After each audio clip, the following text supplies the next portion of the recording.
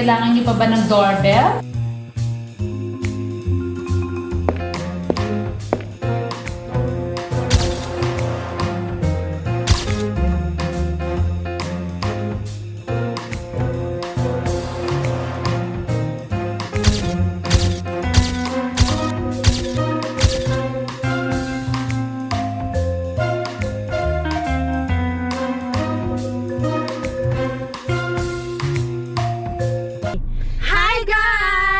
Welcome to another episode of Spill the Bee! Of course, with your attention is Navida and Julie B!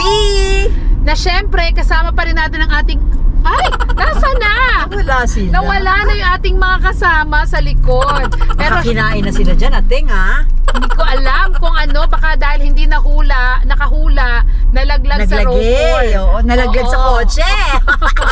Anyway, syempre, nandito tayo para sa ating third episode ngayon. Ating third episode Correct. na tayo. Bilis-bilis. At very overwhelming yung response sa atin ng mga Marites. Alam mo ba, kaya ako naka-shades? O bakit nga ba? Kasi nga, natatakot na ako kasi dami nang baka mga makilala ako, habulin ako, tanungin ako kung sino yung mga binablind item Grabe natin ka. dito, no? Akala ko naman nasisilaw ka katulad ko. Ako nasisilaw lang ako ha. Wala akong something, wala akong issue ha. Okay. Although, alam mo ba, ang daming nagtatanong sa akin. Nakatulog ka ba, ate? Yun na nga, grabe, halos hindi ako patulugin. Ang dami nagtatanong, ate, sino ba tong blind item mong veteran actor na may 3 syubit? Oo, di ba yung first Actually, episode naglagay natin? nga ako dyan sa first episode natin. Di ba? Naglagay ka ng? Nahirapan ako dyan, di ba? Nalaglag ako. Naglagay. Okay. At saka yung second episode naman natin tungkol sa aktor na may kinakatagpong boylet sa Japan. Ay, nagets na ba yan? Oo. Nahulaan nyo na ba? Oy, 1 week na ha? Nahulaan mo yan, di ba? Oo. Eto naman ngayon guys, kung shocking yung first and second episode natin, grabe ngayon shocking din. Grabe naman, wala pa. Exage siya. Shocking, sabi mo yun. Exage. But eto nga, alam mo, etong third episode natin, tungkol naman sa isang aktor na may kakaibang kapilyuhan. Actor again? Yes. 3 na sila. Third episode. Etong aktor na to, mestisong aktor na... Gwapo? Oo, mestisong gwapong aktor na may kakaibang kapilyuhan ng kanyang kabataan.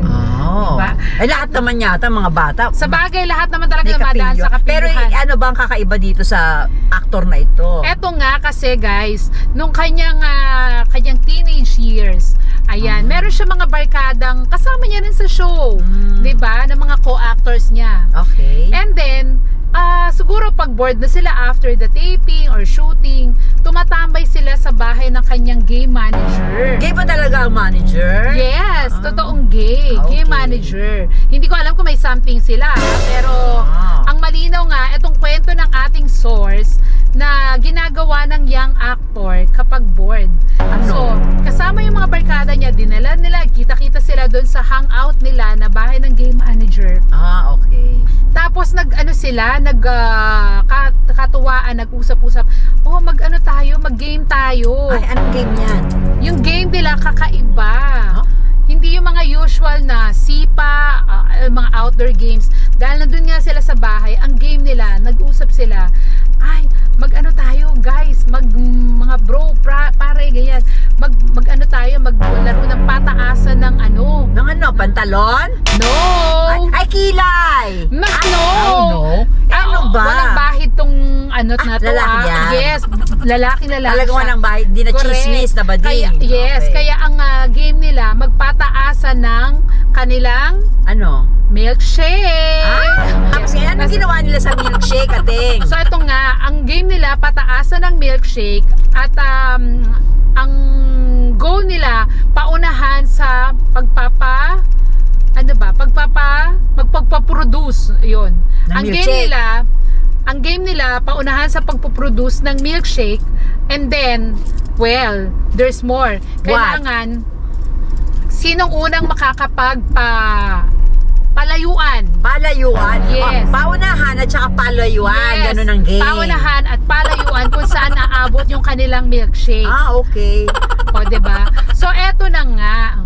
The game na sila. Paano gagawin Sino yun? nanalo? Wait lang, wala pa. Excited. wala pa. So, eto nga, ang ano muna nila, kailangan syempre, mapainit muna nila yung makondisyon muna nila, di ba? Yung mga sarili nila. So, nanood sila ng video, ng sexy video, di ba? Ng mga, alam mo na, pag mga kabataan, di ba? Uso pa that time, mga VHS pa yata, di ba? Ay, matagal na yan. VHS pa? Yes. Ang inabutan ko na, digital na, USB. Wow, kala ko Netflix. So anyway, nanood sila ng video. Sige, wag na natin sabihin VHS. Nanood sila ng video ng mga sexing babae, di ba? Tapos, So, eto na. Habang nanonood, sinong nanalo? concentrated na tong si young actor. Doon sa kanyang mestisong young actor, concentrated na sa kanyang ginagawa. Yung niyang, alam mo na, di ba, napaka-competitive niya, kahit naman ngayon, napaka-competitive niya. Gusto niya siya lagi winner. Yes, gusto niya bida-bida siya palagi, Oo. di ba? So, eto na, maya-maya, si young actor, sobrang concentrated sa kanyang ginagawa. Hanggang maya-maya, pak! In short, siya ang winner. Yes! Oo. Magpapatalo ba si bida-bidang young actor? Lagi naman siyang bida, ganon. Yes, so Oo. eto na nga. Maya-maya, tumalsik na, pak! Nagulat yung mga niya, ay, may winner na, umabot na sa finish line. Alam mo kung saan tumalsik? Saan? Shake. Sa TV. Natapon. Hindi natapon, umabot talaga sa TV. Imagine mo yon ha, guys. Kung gaano tayo kalayo pag nanonood na tayo ng TV. Imagine mo from the couch to the TV, di ba? Ganon Winner siya. kalayo, kakaloka, di ba? Hindi ko alam kung anong vitamins ng actor, ng young actor na ito. Bakit ganon, kakaibang talent, di ba? Ikaw ba nakakakita ka na ng ganyan? Nakakapanood ka na? Curious ako, sino yan? Naku, bida-bida siya dati. Hanggang ngayon ba, bida-bida pa rin Parang, siya? alam mo yung feeling ko sa'yo, nag-iisip ka na. Hindi ko alam kung iniisip mo ba. Iniisip ko sino Kung siya kung sino yung young actor o iniisip mo paano niya nagawa. Hindi, inisip ko sino ba yung bida-bida na yan. Di ba? Bata pa lang pala siya, ganyan na siya. Yes, kasi nga competitive siya. So gusto niya laging siguro dahil galing sa hirap sa buhay, di ba? May kinalaman yon sa pagiging competitive niya. Yes. So anyway, ayun na nga. So siya yung winner, di ba? Dahil talaga namang So yun na kinabog nga, niya. winner na nga siya, bida-bida na nga siya. Sino ito? Anong clue, ateng? Excited na kami sa clue. Ang young actor ay sabi ko nga mestizo. Clue na ba yan? Yes. Ah? Ang young actor ay mestizo at heartthrob nung kanyang kabataan.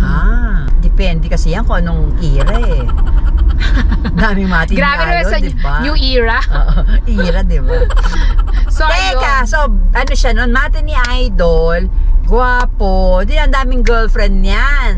May mga nalilink sa kanya noon at saka pati nga mga gays, di ba? O, Nalilink sino- sa kanya that time. Sino ang biggest celebrity na naging shota niya? Para pag binigay ko yun, mahuhulaan na nila. Clue number 2. Clue number 2. Ngayon ay pamilyado na siya at may anak na ring artista. Oh. Oo. OG na pala siya. Yes. Ano na siya? Isa na siyang papa. Asan na siya ngayon? Active pa ba siya sa showbiz? Well, hindi na siya masyadong nagsushowbiz, pero napapanood pa rin naman siya. Saan? Sa TV.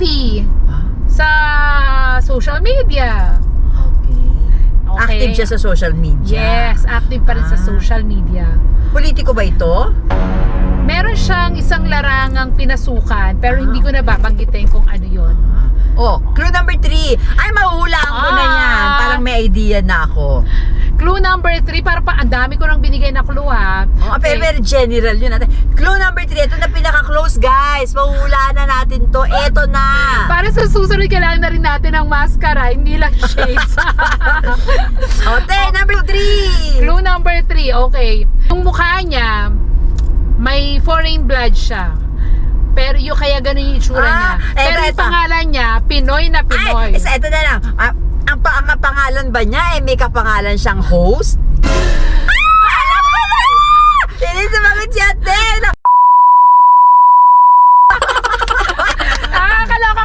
kino-confirm. Siya na nga yan. Kasi diba, mistiso, matini idol, may anak. Diba? At kapilido niya ay isang TV host. Basta, abangan na lang natin sa next episode ng Spill the Beans!